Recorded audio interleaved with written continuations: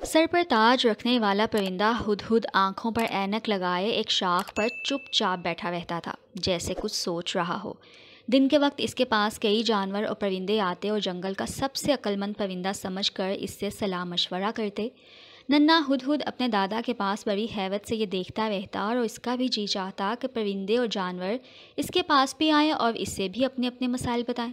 मसलन, नन्हे मियाँ बताओ बारिश कब होगी, लेकिन कोई भी इसके पास ऐसी बातें पूछने ना आता। दूसरी तरफ बूढ़े हुदहुद के पास हर वक्त जानवरों का तांता बंधा रहता। एक रोज़ दो गुलहरियाँ अपना झगड़ा लेकर आ गईं। एक कहने लगी, जनाब मुझे दरख्त के नीचे एक बिल से अखरोटों का ढेर मिला है। दूसरे ने कहा, सरकार ये झूठ बोलती है, वो अखरोट मुझे मिले थे, कब्ज़ा इसने जमा लिया।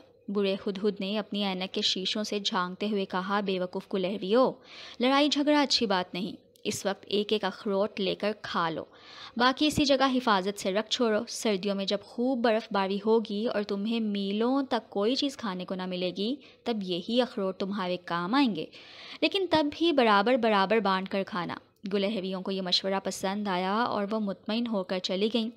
नन्हा हुदहुद ये फ़ैसला सुनकर बहुत खुश हुआ और सोचने लगा कि अगर कोई जानवर मेरे पास भी इस किस्म का मुकदमा लेकर आया तो मैं भी ऐसा ही फ़ैसला करूँगा।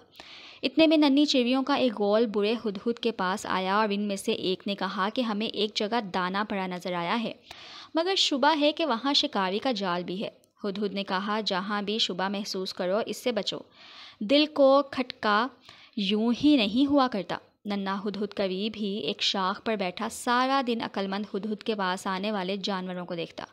वह हैरान भी होता और अफसोस भी करता कि कोई इसके पास क्यों नहीं आता। एक दिन नन्हे हुदहुद को ये ख्याल आया कि दादा हुदहुद के पास जो ऐनक है शायद इसी में कोई ख़ास बात है। इसके दिल ने कहा, दरअसल यही ऐनक इन्हें अक्लमंदों वाली बातें सिखाती है। ये सोचकर इसने फ़ैसला किया कि वो दादा की ऐनक चुरा ले। और एक रोज़ दोपहर के वक्त जब बूढ़ा हुदहुद आंखें बंद किए बैठा था, नन्हे हुदहुद ने मौका गनीमत जाना और चुपके से इसकी ऐनक उतार ली। इसके बाद वो वापस अपनी जगह पर चला आया और बूढ़े हुदहुद की तरह नाक पर ऐनक टका कर अक्लमंद बन के बैठ गया। फिर वो जानवरों का इंतज़ार करने लगा कि वो इसके पास आएँ और काम की बातें पूछें। ज़्यादा देर नहीं गुजरी थी कि एक चकोरी आकर इसके पास बैठ गई और पूछने लगी, हुदहुद मियाँ, आज रात आसमान पर पूरा चाँद निकलेगा या नहीं? नन्हे हुदहुद ने बूढ़े की नकल करते हुए ऐनक के शीशों के ऊपर से चकोरी को देखा और इसके बाद कुछ देर ज़हन पर जोर डाला, मगर कोई बात इसकी समझ में ना आई। कभी ख्याल आता कि कहते हाँ निकलेगा, फिर सोचता अगर पूरा चाँद ना निकलता तो बड़ी शर्मिंदगी होगी, इसलिए इसने सोचा गोल मोल बात ही करनी चाहिए। यही सोचकर कहने लगा कि हो सकता है आज पूरा चाँद निकल आए और ये भी मुमकिन है कि पूरा चाँद ना निकले। चकोरी ये दिलचस्प जवाब सुनकर ज़ोर से हंसी और उड़ गई। नन्हे हुदहुद के पास जो भी आया ये इनको मुतमईन जवाब ना दे सका और हर मर्तबा सोचता ही रह गया। ना ऐनक ने इसे कोई जवाब समझाया, ना खुद इसके जहन में कोई बात आई। आखिर इसने साफ साफ कह दिया कि मुझे तो इन बातों का कुछ पता नहीं, सब इसकी झूठ मूठ की अक्लमंदी का मजाक उड़ाते हुए चले गए। नन्हे हुदहुद पर अब यह बात खुल गई थी कि ऐनक में ऐसी कोई बात नहीं जो ये किसी को अक्लमंद बना सके। इसने फैसला किया कि वो इसको अभी वापस ले आएगा।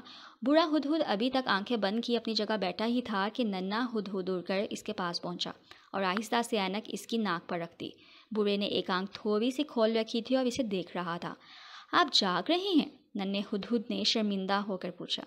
मैंने तुम्हारी हरकतें देख ली हैं, बूढ़े हुदहुद ने संजीदगी से कहा।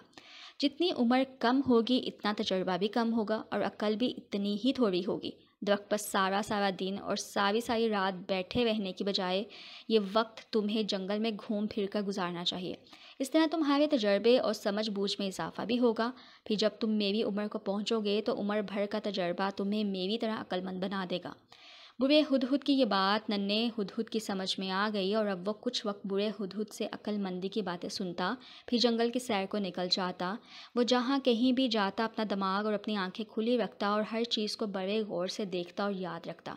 इस तरह उम्र के साथ साथ इसके इल्म में इजाफा होता गया और अब अगर कभी कोई इससे मशवरा लेता तो इसका दिमाग पहली की तरह गंवारा नहीं था और ना ही कोरा था। वो अपने तजर्बों की वजह से परिंदों को सही मशवरा देता।